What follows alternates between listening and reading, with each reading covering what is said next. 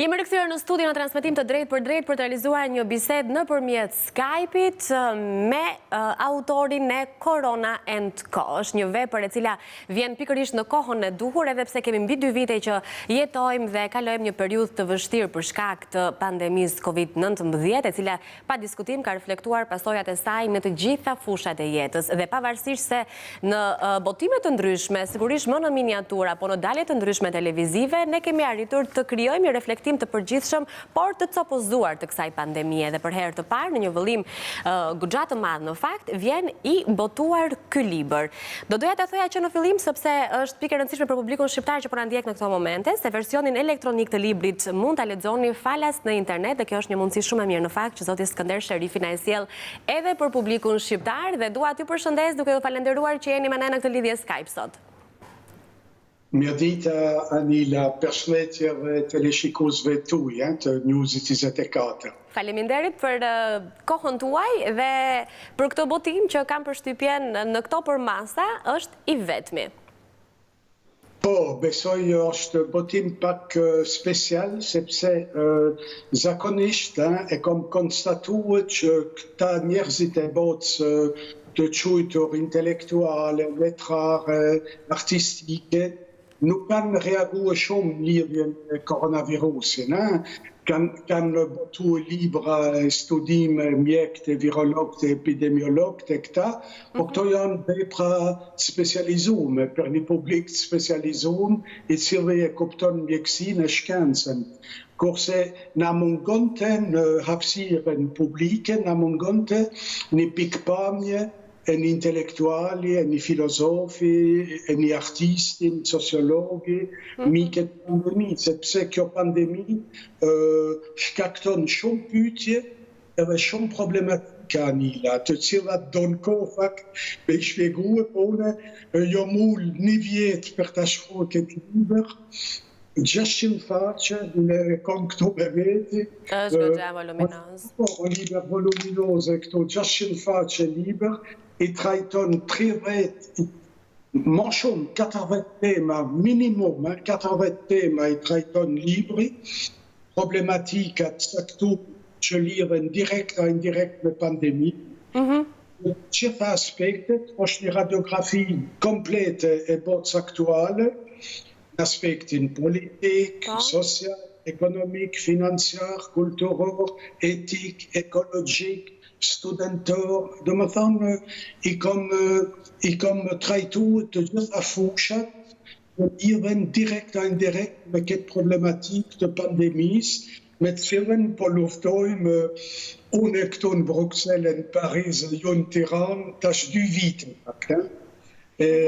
Do më thonë, na mungon të kë vizion panoramik i pandemisë, sepse kur e mendon këtë punë publike i masa e gjanë, kur e mendon këtë gjanë, e she një aspekt, por nuk e she në 15 aspekte, si kurse une. E kjo është merita e librit,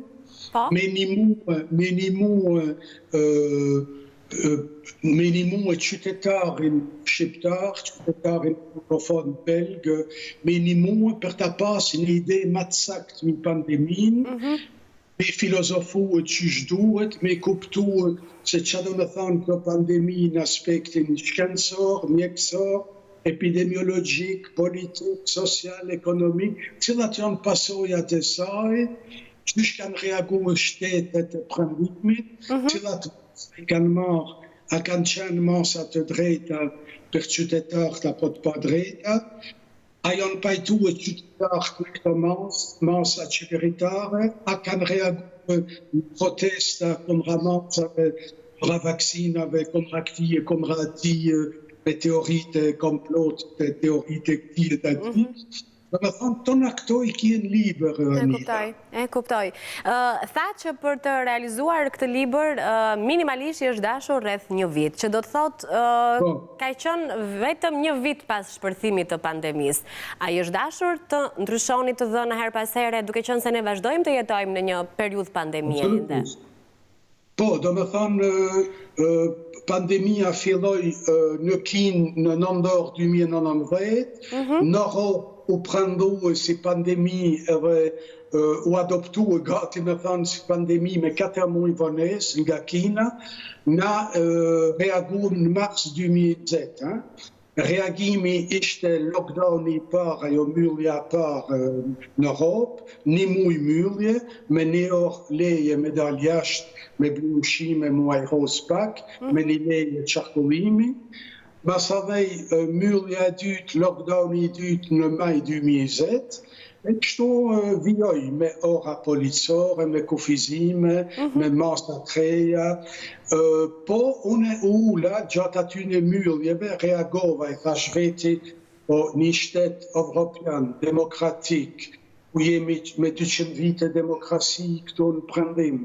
A është normale me mbyll një popull komplet, 24 orë në shtëpi, në apartement, edhe me një orë të lirë. Edhe i thash veti tullna ta logjikoj këtë pandemin, ta filozofoj, ta studioj, edhe kom punu një vjetë gjatë mbylljeve, 4 orë në ditë, jom dokumentu, jom informu, kom fol me mjekë si kom njoft, me specialistat si kom njoft, une personalisht, me mendimin, me artistat, që shë perceptojnë artistat, që shë perceptojnë studentat, e do me thonë, jo mundu me koncentru një panoramë, një radiografi globale, me gjitha aspektet që lidhen me pandemina. E kuptoj. A mund t'ju pyes pak për kopertinën? Kemi një qift me maska duke u puthur, e ndërkohë një siluet me biciklet. Mund të më jepni ndonjë koment më shumë? Pse ke kopertinë? Po, kopertina ishte signifikative per mua, është një piktor si Kubanski, street art, art urban, do me thonë, e shenë një qift ka përqafohet me maska, nërkohë që një qytetar kalon me një biciklet të stilit vjetër, gati si bicikletat e shtetën e të lindës, evropiane, edhe a i kalon indiferencën totale. Edhe më duk si është tamam kopertin e fotografi e cila e simbolizon anila kohën e sodit. Tamam është, kopertina është një radiografi e koncentru me një imazh e shoqënisë sodit, ku jemi të barikaduam, të maskuam, ku tjetri kalon indiferent në asaj situatë të qiftit. Të me thënë një pandemi që ka ndryshuar edhe raportet edhe marrëdhëniet, se me qënë se kemi... Pandemi nga ka shtu e pak egocentrizmin, indiferencen, sot çdo kush friksohet me ju afru e tjetrit, mu përqafu me tjetrin, me pasi gjest afektiv dhe tafert me tjetrin, do me thonë, është një shqetësim psikologjik, hajde të runa, hajde të kufizona, hajde të maskona, do me thonë janë do rituale kufizimi, plus asaj me këtë bombardimin mediatik rreth pandemi, se jemi të bombarduar tash 2 vite, koronavirus detenat në media, në ditare informative, këtu në Europë është diçka e tmerrshme, që 2 vite, lajmi i parë i dytë është pandemi, tash 2 vite, non-stop. Do me thonë, e imaginoj qytetarin e rëndomt, masa e gjanë. Se qëfar ndikimi ka në të gjitha aspekte? Do me thonë, i kryon angth, njerit, i kryon në psikoz. Angth edhe stres, i cili është i reflektuar tani më në shoqëri. Ne pranojmë zë të lartë që nuk jemi më njësoj. Unë e prapë kom i distancë humoristike, intelektuale me pandemin, më distancu, me marrë pak me humor, me lehtësi, se për ndryshe është me të vërtet vështirë mos me ra një psikoza, një depresion, kur je i bombarduar non-stop me lajme negative, sot 500.000 infektuar në Francë, dje 408.000. Numra viktimash, shifra, penalizime, vështirësi në lëvizje, vaksinime, që njihen, që nuk njihen, të gjitha këto janë ankth dhe strese të përditshmërisë tonë. Përditshmërisë, en stres për studentat, stres për artistat, stres për njerëzit që punojnë sepse kur rrinë të shtëpia, do me thonë ngelet ekonomia me një ritëm të gadalsuar. Duhet shteti me i kompensu tona këto problematikat shtetit, mos punësisë, kritmit ekonomik, ana sociale duhet mu kompensu, tona këto kushtojnë miljarda dollar. Masanej vjen pyetje Anila, sovraniteti i shteteve në raport me produksionet industriale prioritare, se kemi nevojë per antibiotik, per barna, per medikamente, per këto narkozat në spitale, per aparato frymarrje, maska, tona këto, na kur na erdhi pandemia në mars 2020, ishim si me qenë një klas fillore, totalisht amator të pa përgatitur, në Bruxelles, Paris, Londër, Berlin, nuk ishim maska, nuk ishim absolutisht asgjë. Edhe u desht mu përballu me një pandemi planetare duke qenë totalisht të qarmatosur. Edhe kuptoj ma vonë në Europa që jemi të mvarur nga Kina, e cila nuk na fornizon të ne, se 1,5 miliard njerëz kishin nevojë ata vetë për maska, për aparate, për barna.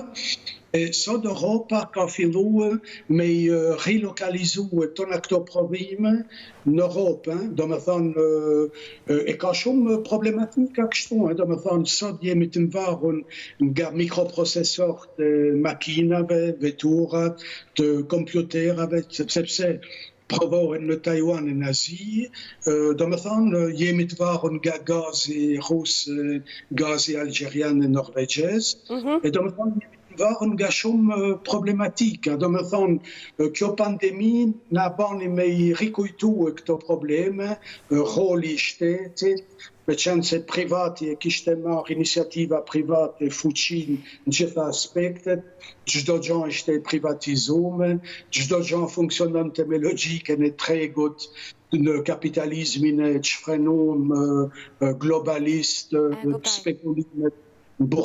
spekulimet bursa, lojnat financiare, këto, do me thonë, ekonomi shumë fiktive se reale, e tona këto ishin probleme të cilat pandemia na i vënoj në planin e Na i solli përballë shpesh edhe të panjohura. Kam një pyetje të fundit, po do lutesha me një përgjigje më të shkurtër, sepse jemi në 2 minutë në fundit të transmetimit dhe më pas është edicioni i lajmeve dhe nuk kemi më kohë.